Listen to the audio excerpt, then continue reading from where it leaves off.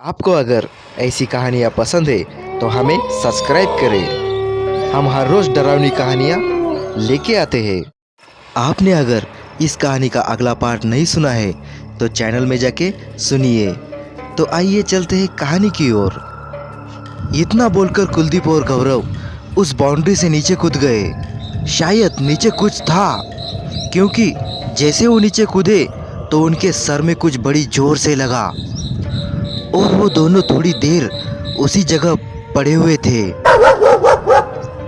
क्योंकि बाउंड्री बहुत ऊंची थी और नीचे शायद कुछ था जो उनके सर पर बड़ी तेजी से लगा और शायद उनके पैरों में भी चोट लग गई थी। और फिर एकदम से दोनों खड़े होकर उस ओर जाने लगे जहां साहिल कब्र पर बैठे हुए एक दूसरे आदमी से बात कर रहा था। वही आवाज मारते हुए जाने लगे, अबे साहिल बेटा, इतनी देर से तू परेशान कर रहा था, रुक अभी बताता हूं तुझे। लेकिन महेश बाहर ही था, उसको चोट लगी हुई थी पत्थर की वजह से।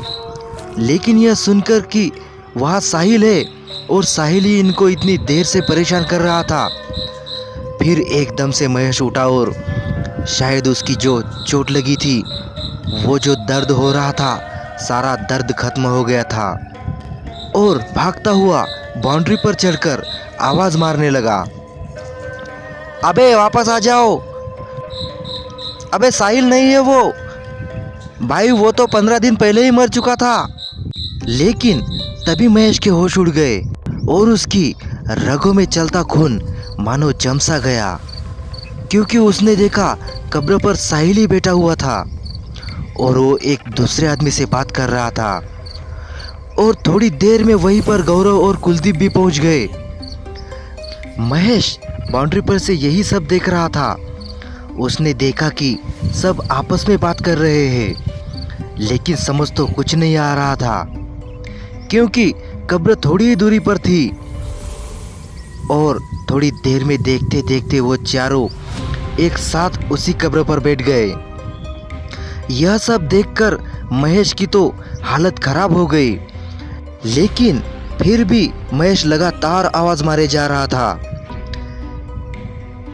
इसके बावजूद उसकी इतनी हिम्मत नहीं हो रही थी कि वो भी कूदकर उसके पास चला जाए, क्योंकि महेश को तो पता था साहिल की तो मौत 15 दिन पहले ही हो गई थी, तो फिर यह कैसे हो सकता है। डरते हुए घबराते हुए काफी देर तक महेश उसी दीवार के पास से आवाज मारने की कोशिश कर रहा था कि उसने सोचा, चलो चाहे जो हो जाए, एक बार मैं भी जाकर देखता हूँ। फिर वो दोस्ती निभाने के चक्कर में महेश बाउंड्री से नीचे कूदने के लिए देखने लगा। उसके होश तो फिर उड़ गए, क्योंकि बाउंड्री सचमुच बहुत ऊंची थी। उसे पता था अगर कूदा तो हाथ पैर तो टूट ही जाएंगे, और वो यह भी सोच रहा था यह दोनों इतनी ऊंची बाउंड्री से भला कैसे कूद गए। फिर वो कब्रिस्तान से बाहर आकर सड़क पर देखने लगा आसपास कोई है मदद मांगने के लिए, लेकिन उस समय अंधेरी रात में वहाँ कोई नजर नहीं आया। महेश बहुत परेशान था, जबकि उसके दोनों दोस्त कब्रिस्तान में थे। और डरने की बात तो यह थी कि वो दोनों साहिल के साथ थे और साहिल को मरे हुए 15 दिन हो चुके थे।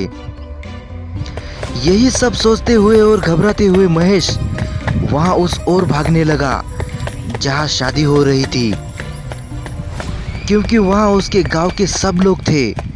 महेश पूरी जान लगाकर भाग रहा था और थोड़ी देर में वो टेंट में पहुंच गया।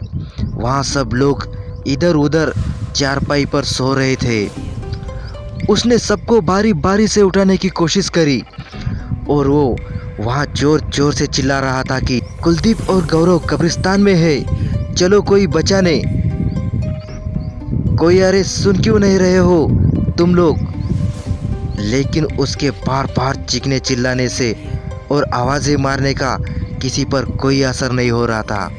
सब लोग इतनी गहरी नींद में सो रहे थे कि महेश बार बार कोशिश करने के बावजूद किसी पर कोई असर नहीं हो रहा था। उसके बाद वो गुस्से में जाकर एक किनारे बैठ गया और यही सोच रहा था, न जाने किस हाल में होंगे वो दोनों और आज किस मुसीबत में फंस गए हम।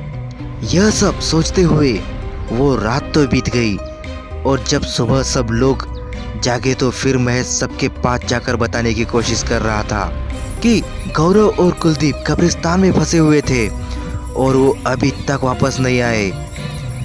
लेकिन उसकी बात सुनना तो दूर, कोई उसकी तरफ देख भी नहीं रहा था। गुस्से में आग बबूला हो चुका था महेश। उसने सोचा चाहे कुछ भी हो जाए, अब मैं खुद ही जाऊंगा और फिर वो वहां से कब्रिस्तान की तरफ भागता हुआ जाने लगा और यही सोच ही रहा था, ना जाने क्या हो गया है इन लोगों को। ना कुछ दिखाई दे रहा है, ना कुछ सुनाई दे रहा है। और इधर टेंट में सब लोग महेश, कुलदीप और गौरव को ढूंढ रहे थे।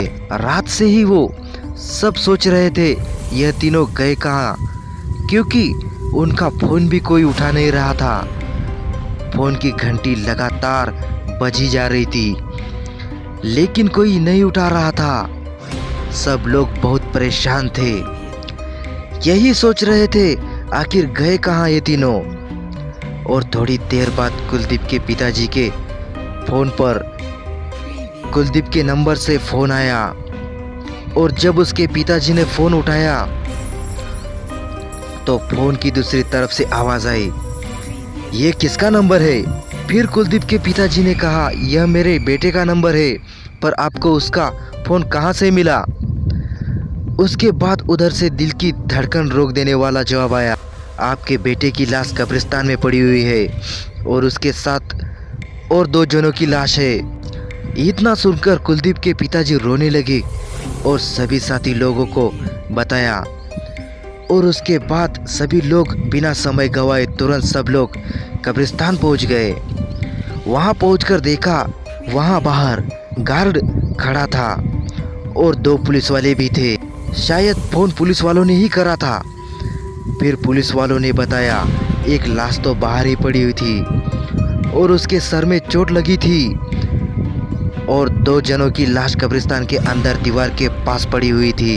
उन्होंने बताया शायद इन दोनों की मौत दीवार कूदते समय नीचे जो रॉड लगी हुई थी उसी से चोट लगने के बाद हो गई। यानी महेश की मौत उसी समय हो गई थी जब वो आदमी को ऊपर से पत्थर मार रहा था।